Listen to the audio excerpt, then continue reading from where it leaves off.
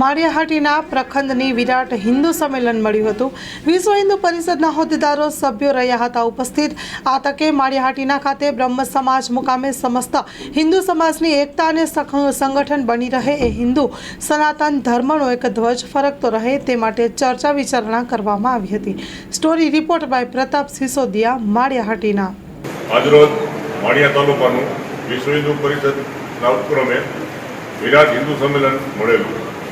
માળિયા નગર અને ગામડામાંથી મોટી સંખ્યાની અંદર યુવાનો અને વડીલો આ હિન્દુ સંમેલનને જોડાયેલા। વિશ્વ હિન્દુ પરિષદની સ્થાપના 1964ની અંદર થયેલી ને 2024ની અંદર 60 વર્ષ પૂરા થયા છે। એના અનુસંધાને વિશ્વ હિન્દુ પરિષદ ભારતભરની અંદર જન્માષ્ટમીથી આ સંમેલનો યોજે છે। લાખોની સંખ્યામાં સંમેલનો થવાના છે। સાધુ સંતોનો પણ સારો સહકાર આ સંમેલનની અંદર મળે છે અને સામાજિક સમરસતા અને હિન્દુ સમાજ કેવી રીતે સંગઠિત બને, સુશિક્ષિત બને અને પોતાની ધર્મ અને સંસ્કૃતિ ટકાવવા માટે યુવાનો ઉત્તિષ્ઠ થાય, આવા પ્રયત્નો વિશ્વ હિન્દુ પરિષદ દ્વારા કરવામાં આવે છે। જય શ્રી રામ।